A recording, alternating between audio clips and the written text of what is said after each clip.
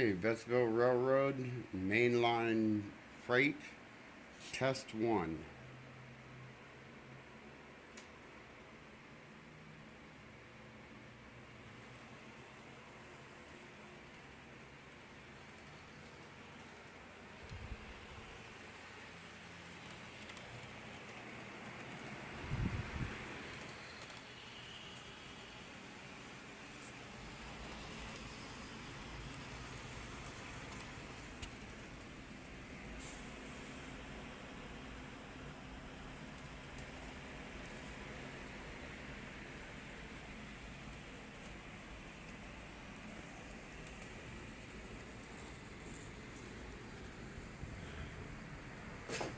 Yeah, this is gonna be a problem trying to film it from over here.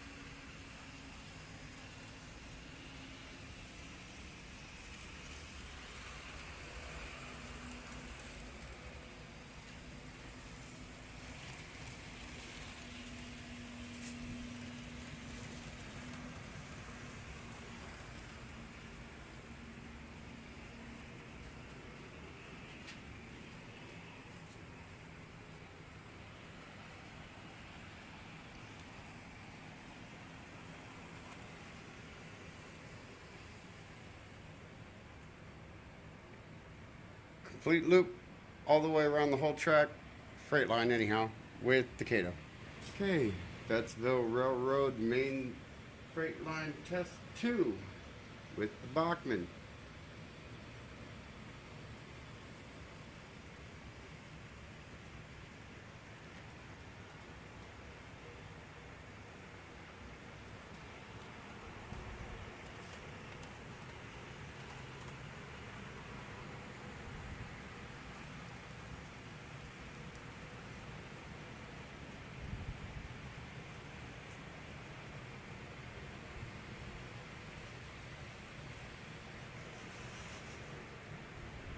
A little trouble there. That's a 3% grade there too.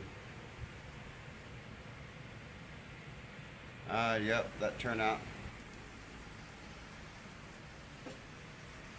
That's even smaller than the SD40. Harder to see.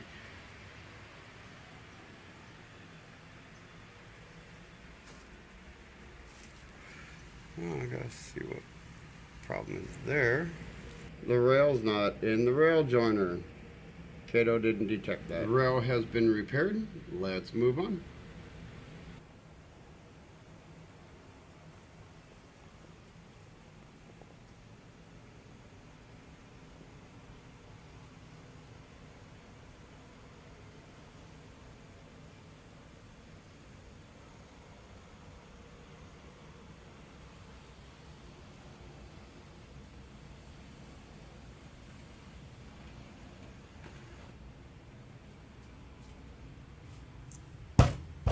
Oh, I just knocked it off the track.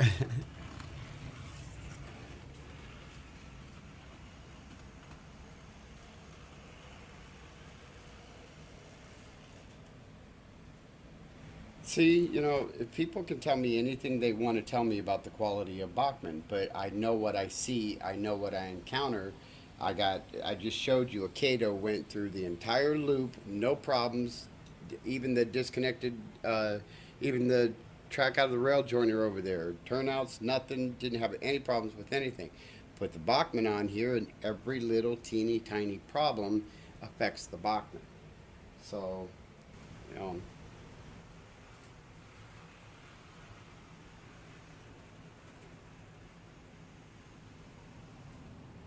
Yeah, see, it's the Bachman. I'm telling you, it's every little teeny tiny problem. Turnouts derail it.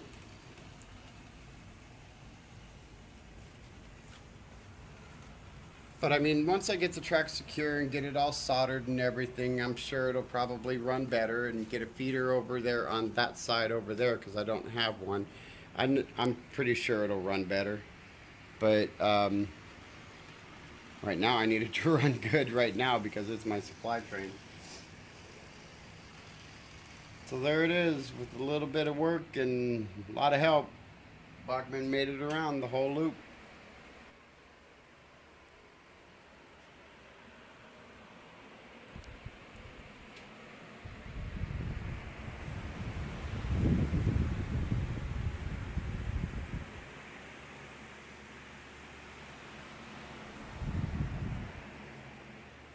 So what I do now is I probably got, oh geez, a week's worth of gluing to do, I'm sure.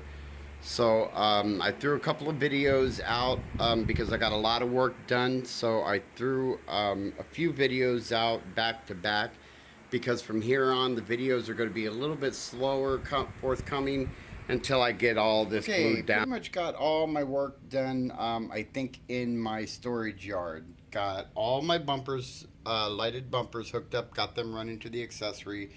So now they won't dim or get brighter as I control the speed of the train. So they stay a constant light now, which I'm much happier about that. They're a little brighter. Anyway, yeah, I'm much happier with the lights staying on constant brightness. Like I said, they are a little bright, but that's okay. I'm going to put more lights into the rail yard anyhow. So I went through all of this area starting right here and went through all of the turnouts, shaved down all the turnouts, soldered all the connections in the track. I did add another feeder here because I wasn't getting much power back into this section. A couple of the tracks were doing okay, but the other two weren't. So I added a feeder here, and I can now take my Bachman and it goes through every siding all the way to the back. So I pulled all the cars out, redid everything. Also started adding some details, some of the hoses, or I'm sorry, the cables and stuff that I've seen in rail yards. I don't know exactly what they're for, but I've seen them in several pictures of rail yards. So I threw some in mine. I got some there, and I got a couple back in there that you can't really see right now, but just starting to get the details going. I need to get some light poles and some electrical boxes and maybe a shed or two, and I think that'll be pretty much it as far as the details go, and then I can start doing the landscaping. But as far as the storage yard goes, it's done. Track work is completely done on it. It's ready for details. So now I move back into the engine facility, starting right here with this turnout. I don't think I trimmed this turnout down yet, but starting here and working my way back into the entire engine facility. And I'm going to go ahead and set up the turntable just for manual operation. I have a switch over there that I could set up, and I'm going to go ahead and set up the first stall on the roundhouse, and that's where I'm going to park my Conrail SD70. So I could start using the turntable as well. And then I'll have 3 locomotives that I can run on the track. And then as I get more switches, I don't have any more switches, but as I get more switches, I'll start adding more tracks and getting the whole turntable set up. Like I said, I'm just going to set it up for manual drive for now until I go back to work at the end of the summer, and then I can get one of those double pole, double throw switches and set it up for the motor drive. But the storage yard is done. It's ready for details and landscaping. I am going to redo this area right here, so I didn't really worry too much about soldering all that in there. I did solder the main or the incoming track already, so I'll just have to cut it and put in the new system. But moving along, and still gluing things down over there. I have to go out and get some more liquid nails because I'm out of liquid nails. So I need to get some more of that, and I can start, and some silicone so I can go through and start securing the track. But I gotta do the base paint first. But we're getting there.